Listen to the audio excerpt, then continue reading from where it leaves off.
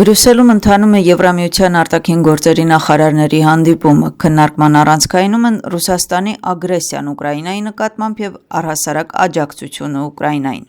Նախարարները քննարկում կանցկացնեն Ուկրաինայի արտգործնախարարի հետ։ Քննարկվող հարցերի առանցքայնում է նաև Բելորուսի կողմից հիբրիդային հարձակումները Մերձավոր Արևելքում, Սահելի շրջանում և Սուդանում տիրող իրավիճակը։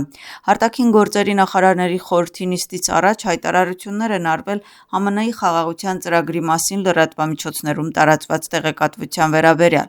Ինչպես նշել է Եվրամիության գերագույն ներկայացուցիչ Կայա Կալասը, ցանկացած ծրագրի իրականացման համար անհրաժեշտ է ուկրաինացիների և եվրոպացիների մասնակցությունը։ Այս դիրքորոշումը կիսում են նաև այլ եվրոպական երկրներ, այդ թվում Գերմանիան։ Ինչ վերաբերում է Հունգարիայի դիրքորոշմանը, ապա Ուկրաինայում կոռուպցիոն սկանդալի պատճառով Բուդապեշտը դեմ է Ուկրաինային ֆինանսական օգնությանը։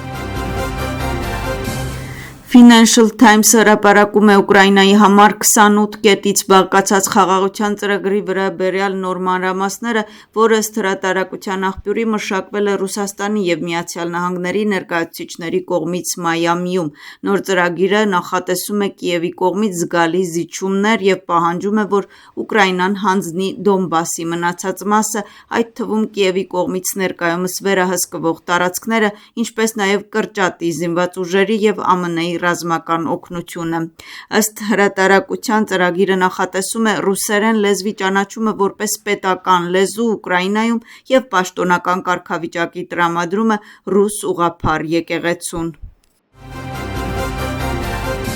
Խորհրդարանական ինքնակառավարման հանձնաժողովը քննարկել է ընտրական օրենսգիրքը։ Փոփոխությունները ներկայացրել է Դավիթ Մաթիաշվիլին։ Իր ելույթում ընթացակարգային հարցերի հանձնաժողովի նախագահը շեշտը դրել է խորհրդարանական ընտրություններին էմիգրանտների մասնակցության կանոնների փոփոխության վրա։ Մաթիաշվիլին պարզաբանել է, որ ապագայում Վրաստանի քաղաքացիները խորհրդարանական ընտրություններին կքվեարկեն միայն Վրաստանի տարածքից։ Որոշ տուգանված տաքսուվարորդներ կազատվեն մինչև 2025 թվականի նոյեմբերի 1-ը ունեցած տուգանքներից։ Տուգանքների զրոյացումը վերաբերում է A և B կատեգորիաների տաքսուվարորդներին, ովքեր թույլտվության վճարը չեն վճարել կամ ստացած թույլտվությունից օգտվել են խախտումներով։ Թբիլիսիի քաղաքապետարանի նախաձեռնությունը, որը վերաբերում է 29 000 ընթացիկ գործի, աջակցել է խորհրդարանի տնտեսական քաղաքականության կոմիտեն։ Հարցի զեկուցող Մայա Բիթաձեի խոսքով, համաներումը կլինի միանվագ և վարչական տուգանքներից ազատումը կվերաբերի մինչև 8 միլիոն լարի ընդհանուր գումարի տուգանքներին։ Ներքին գործերի նախարարությունը մշակել է օրենսդրական փոփոխությունների ակուստիկ զենքի, էլեկտրաշոկի և գազային աերոզոլային սարքերի շրջանառության կարգավորման վերաբերյալ։ Այս տնտեսական քաղաքականության կոմիտեում քննարկվել է հավանության է արժանացել զենքի մասին օրենքում փոփոխությունների կատարելու մասին օրինագիծը։ Ձայնային զենքի ներմուծումը կպահանջի թույլտվություն։ Գազային աերոզոլային սարքերի ներմուծման կամ պահելու համար նույնպես անհրաժեշտ կլինի թույլտվություն։ Դրանց ձեռքբերումը հնարավոր կլինի 18 տարեկանից բարձր տարիքի անձանց համար ներքին գործերի նախարարության տարածքային մարմնի գլխավոր համաձայնության ներկայացմամբ։ Էլեկտրաշոկի սարքերը կարգել են քաղաքացիական շրջանառությունից։ Դրանք կարող են ներմուծվել և օգտագործվել միայն վարչական մարմինների կողմից կամ մասնավոր անվտանգության կազմակերպությունների կողմից։ Վրաստանի ներքին գործերի նախարարությունը Վրաստանի հանրակրթական դպրոցներում մեկնարկում է ոստիկանական մասնագիտություն նախագիծը։ Նպատակն է երիտասարդներին ծանոթացրել ոստիկանական աշխատանքին և հանրայնականացնել այս մասնագիտությունը դեռահասների շրջանում։ Ներքին գործերի նախարար Գեկա Գելաձեն կրթության, գիտության և երիտասարդության նախարար Գիվի Միքանաձեի հետ միասին ներքին գործերի նախարարության ակադեմիայում դպրոցական հանրությանը ներկայացրեց նոր քարոզարշավի նախագիծը։ Նախարարը կենտրոնացավ ոստիկանական աշխատանքի և ոստիկանի մասնագիտության կարևորության վրա։ Միջոցառման շրջանակներում նախարարները դպրոցականների հետ միասին այցելեցին ակադեմիայի տարածքում դեռահասների համար հատուկ կազմակերպված ներքին գործերի նախարարության տարբեր ստորաբաժանումների տաղավարներ և մասնակցեցին սիմուլյացիոն միջոցառումների։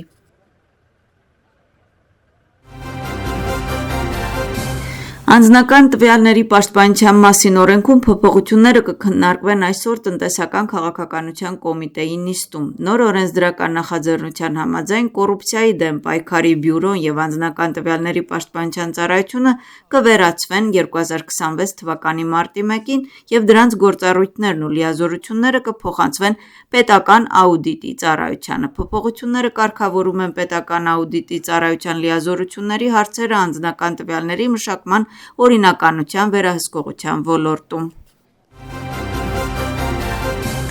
Խորհրդարանը նախատեսում է ընդունել օրենք մինչև 14 տարեկան հասակի անձանց համար օրենսդիր մարմնում արդեն նախաձեռնվել է նոր օրինագիծը։ Օրինագծի համաձայն Արդարադատության նախարարության համակարգում կստեղծվի օրենքի հետ հակասության մեջ գտնվող անչափահասների վերականգնողական եւ աջակցության կենտրոն, որը կհամակարգի օրենքը խախտած անչափահասների վերականգնողական եւ աջակցության գործընթացը։ Ներքին գործերի փոխնախարարի խոսքով տարիներ շարունակ եղել են 14 տարեկան փոքր անչափահասների կողմից կատարված գողության եւ կողոպուտի փաստեր, սակայն այդ երեխաների խնամքի եւ վերականգնողական բուժման իրավական մեխանիզմ չի եղել, իսկ այս օրինագիծը կծառայի դրան։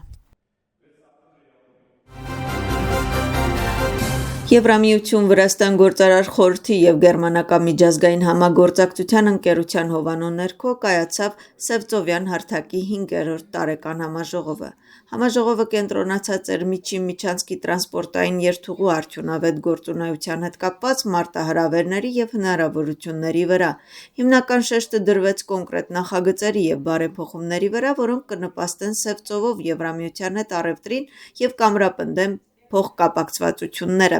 Այլ հարցերի շարքում կողմերը քննարկեցին սակագները, ինչպես նաև երկաթուղային, ծովային եւ տրանսպորտային ենթակառուցվածքների զարգացումը։ Միջոցառմանը մասնակցեցին Վրաստանի, Եվրամիության, Ադրբեջանի, Հայաստանի եւ Կենտրոնական Ասիայի երկրների մասնակիցներ։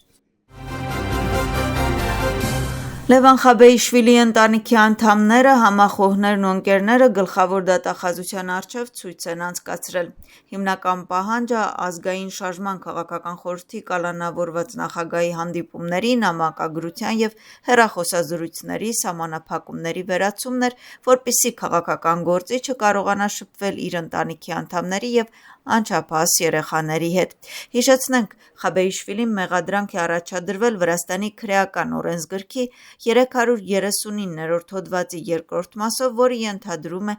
պաշտոնատար անձին կաշառելու կամ անօրինական գործողություն կատարելու համար գումար փոխանցելու խոստում։ Բացի այդ, քաղաքական գործիչի մեղադրանք է առաջադրվել նաև 317 հոդվածով, որը ենթադրում է պետական իշխանությանը տապալելու հրապարակային կոչեր։